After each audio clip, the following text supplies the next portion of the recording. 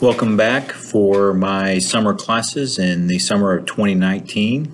Full semester online classes. Have some PowerPoints and some comments from Chapter 2, which is dealing with the U.S. Constitution. Here in this first week of the semester, Chapters 1 and 2 will be used for our quizzes and for your news reviews as well. So certainly spend some time looking over Chapters 1 and 2. This is from the beginning part of Chapter 2. You can see here dealing with the Constitution and what the framers were hoping to get out of that Constitution. And I think it's good to use the term framers, those who are structuring the Constitution. So the framers believed that a good Constitution created a government with the capacity to act forcefully. They also believed that government should be compelled to take a variety of interests and viewpoints into account when it formulates policies. So listening from different points of view and the idea of coming up with a compromise. Certainly important when you consider the different ideas and viewpoints that were put together in the creation of the Constitution. And part of that idea is to consider that there is actually a force that's out there that's even more important than the government. And that's brought about, as we can see here, in the Declaration of Independence. Now, as you can see here, are there different areas of freedom and expression and pursuit of happiness, as we can see here, that become more important than even the government. How is that brought about? How can that be protected? Ongoing questions that are raised during the use of government. As you focus in the early part of the text, you'll see some areas there that deal with the Declaration of Independence and will bring up this concept of natural rights. A key part of the creation of the Constitution comes from this individual here, James Madison. And Madison then is the primary author of the original part of the Constitution. Before we get into the amendments, he's the main author of the Constitution. And he wrote a series of documents that were defending the U.S. Constitution before it was ratified by the states, and so making arguments that it should become the law of the United States, the ruling document. And part of his arguments we can see here in one of his famous essays referred to as Federalist Paper number 51, where Madison makes the point that we need a government and we need ways to limit that government. And the reason for that is that, as we can see here, if men were angels, no government would be necessary. If angels were to govern men, neither external nor internal controls on government would be necessary. But we know that that's not the case. We know the people who are governed are not perfect. They're not angels. And we know the government is not perfect. And so therefore there needs to be limits on what people can do, the laws, but there also needs to be limits on what government can do, checks and balances, as we can see mentioned here in Chapter 2. And also as we can see that there is this ongoing process of limiting various parts of the government. So ambition must be made to counteract ambition.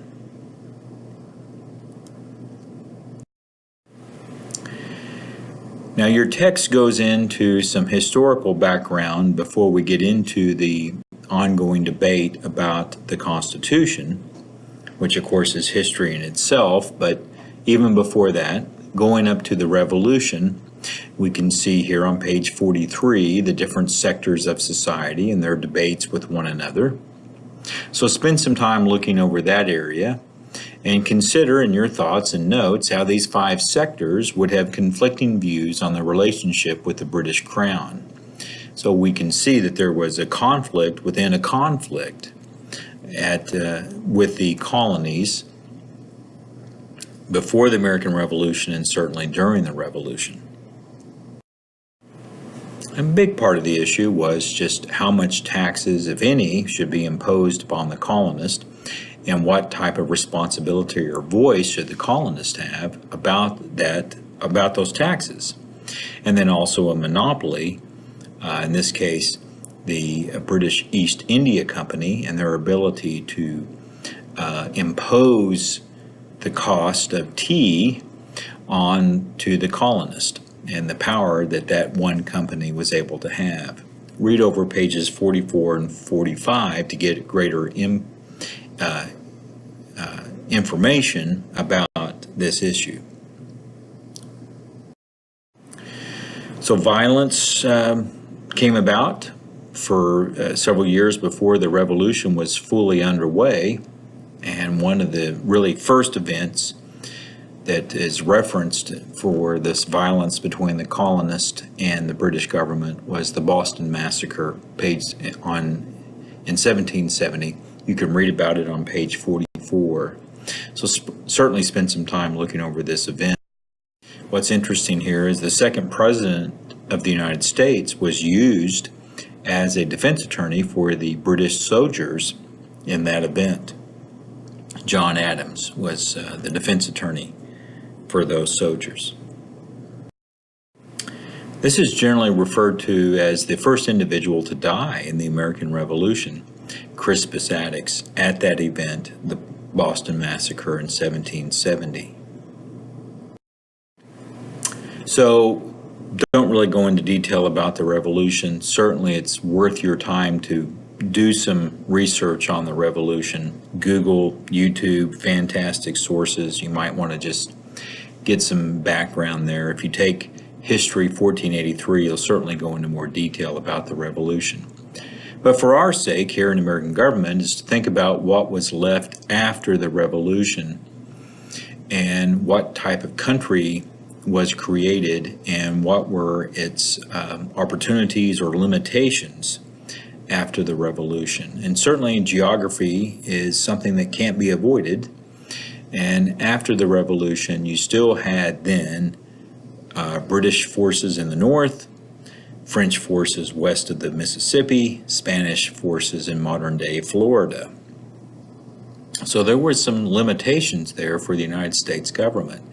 And then also a concern of how that government is to respond to threats from other forces. In what way can it form a military to respond to these different demands and different threats that might be created?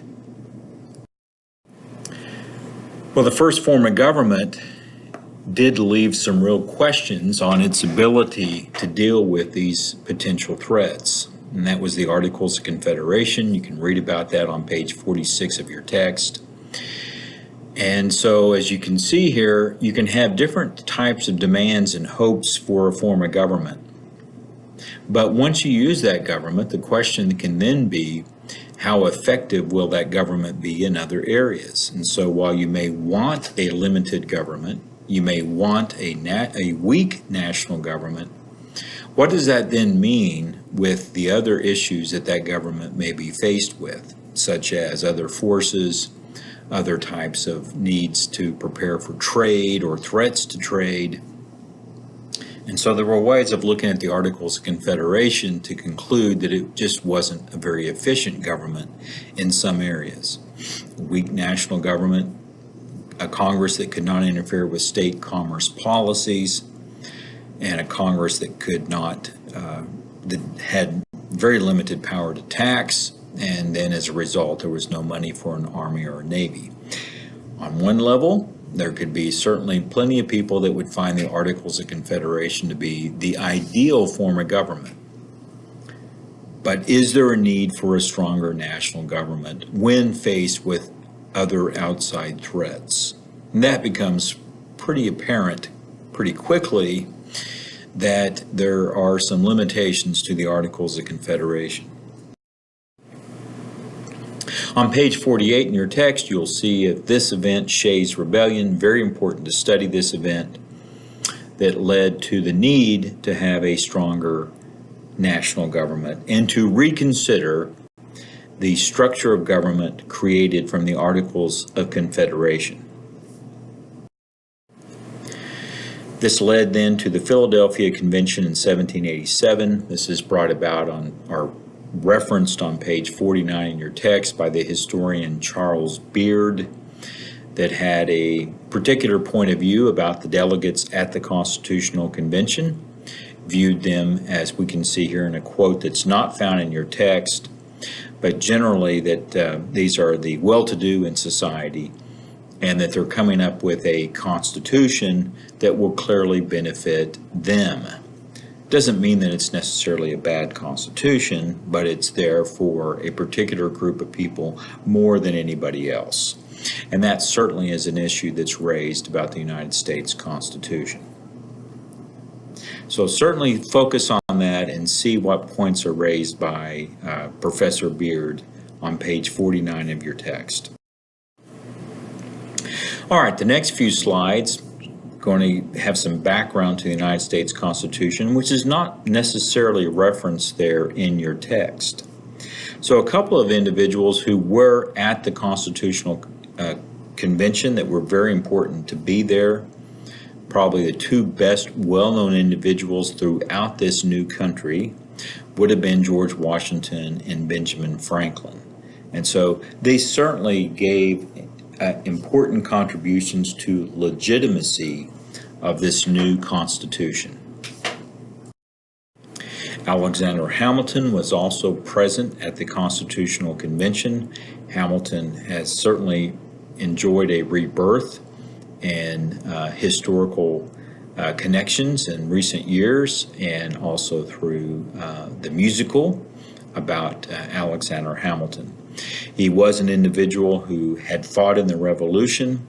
He was also very closely connected to George Washington, and he was a strong believer in a very active and powerful presidency, and also a very strong national government, some of the forms of government that he very much believed in.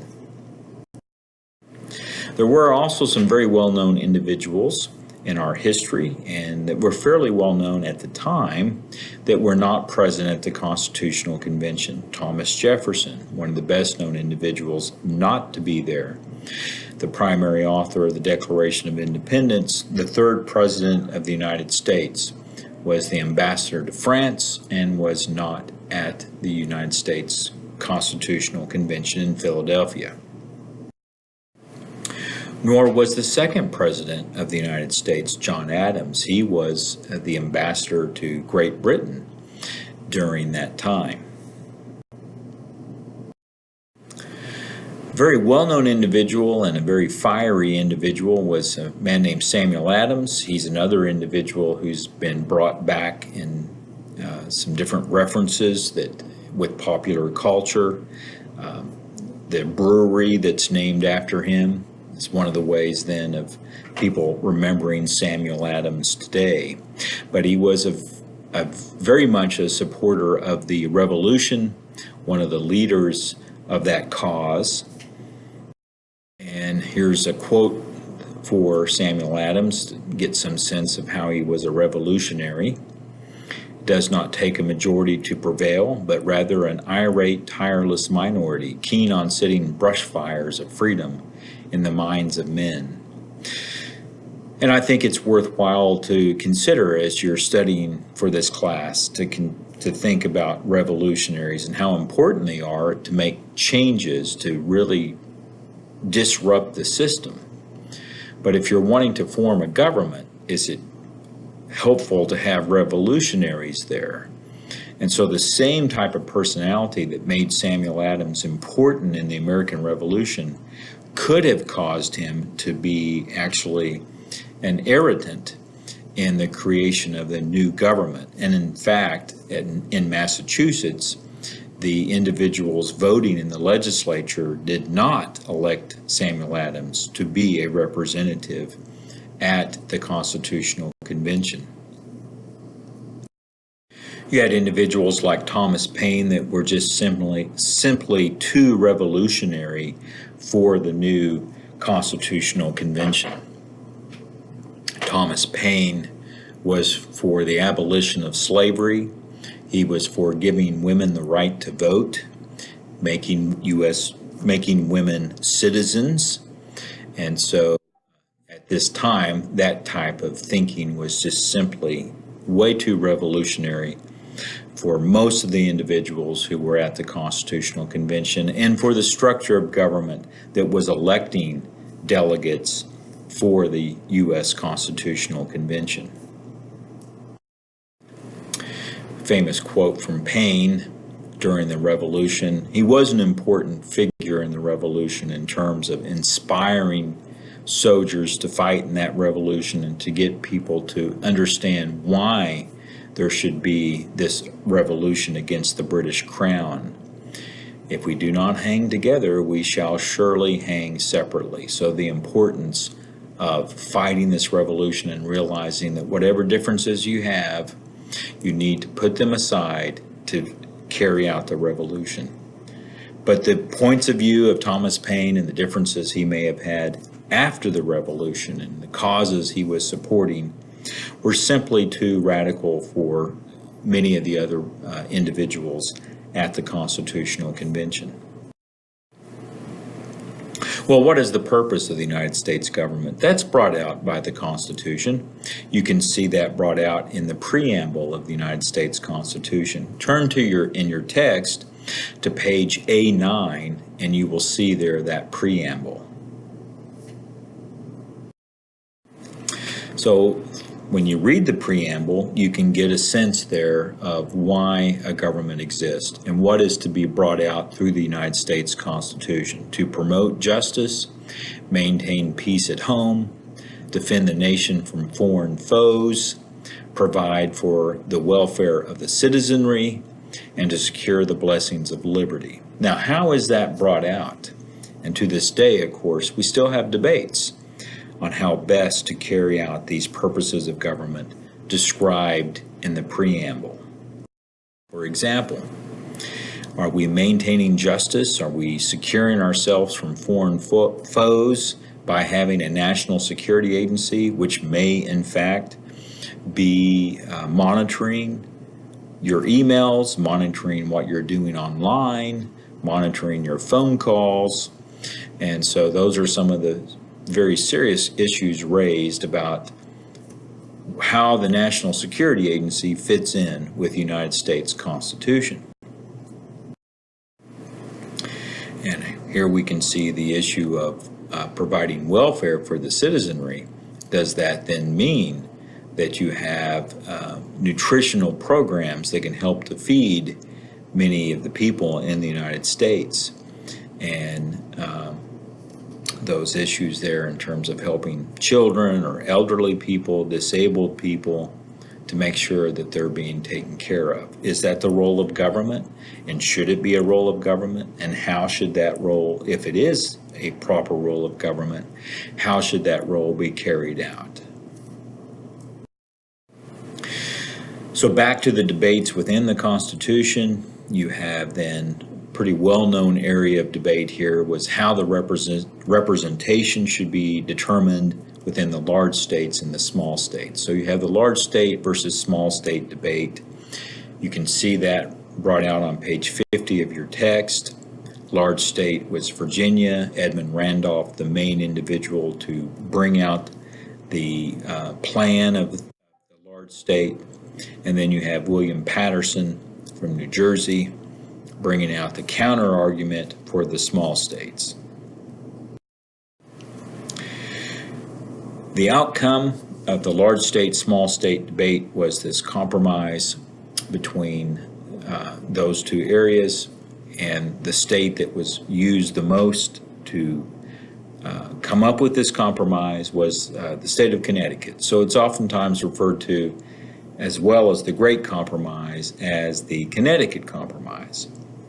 And you can see here some of the outcomes. A two-house legislature where one of the houses in Congress would be based on population, the House of Representatives. The other house would be equally represented, the U.S. Senate, 2 U.S. senators per state.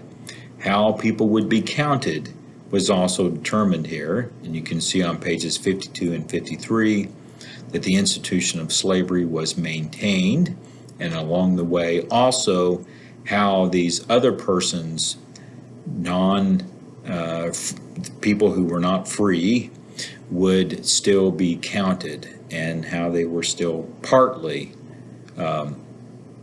considered a human being. So this is an area of debate within the Constitution, and how some of the delegates at the Constitutional Convention just simply did not believe that this would be a fair outcome.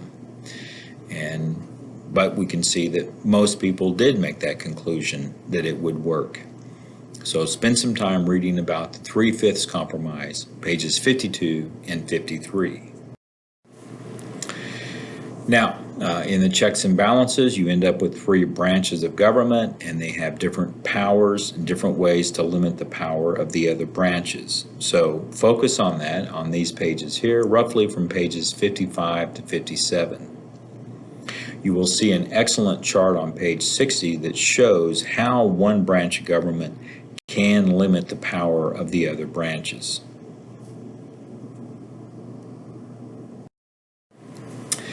Once the Constitution was approved by enough delegates at the Constitutional Convention, it was now on to be ratified by enough states. And so in that process, there was this ongoing debate between those who supported the new U.S. Constitution, the Federalist, versus those who were opposed to it, the Anti-Federalist. And so spend some time on pages 60 and 62 to look at the main arguments between the Federalists and the Anti-Federalists. We've shown one of the arguments already here with James Madison for the Federalist. Here is one of the leading Anti-Federalist individual named George Mason, also from the state of Virginia. And his belief here was that it was going to take away the power of the state governments. The Constitution is totally subversive of every principle which has hitherto governed us. The power is calculated to annihilate totally the state governments. Well, we see that there's still state governments out there through federalism, but have we seen a considerable rollback in the power of state governments as the federal government has gained power through the use of the Constitution? That was a concern of George Mason. But why was he concerned? Why have more power for the state governments? That's another issue to certainly consider when you look at this debate between the Federalists and the Anti-Federalists. Now, clearly, there's been other revolutions or ways of looking at revolutions in our history. So, for example, here we have a picture of Thurgood Marshall, the first African American to be on the Supreme Court. And as he would point out, that in terms of his own life and people like him and how they would have opportunities in this country, that they really didn't get opportunities until after the Second Revolution. And that was the revolution against slavery. And so the Civil War can, in his view, can be viewed as a revolution, giving other people opportunities. And so is that, in some ways, the ongoing revolution of the United States, to consider our people being denied basic opportunities that other people have? And if so, what should be done about that? How can the government be changed to provide those other opportunities if that is in fact needed? So we can see that the way Justice Marshall viewed the Constitution and the way many people interpret the Constitution is that it's a living document. It's organic, that it can continue to grow and change and modify through the interpretations of that document. And one way of looking at it is that if it's not a living document, if it's not organic, does it mean it's a dead document? And if that's the case, then how exactly do we use that document in that situation? So part of the ways of looking at the interpretation of really history, but in particular the United States Constitution. And so here we can see other amendments that have been used to create a greater opportunity for more people through the expansion of the franchise, the expansion of voting. And so we've had 3 amendments that have done that, the 15th, 19th, and 26th amendments. So we can see here we're going on to the 100th anniversary, 100th year of having the 19th Amendment. All right, that's where we are here with looking at Chapter 2. So our next recorded lecture will be focusing on Chapter 3 and Federalism.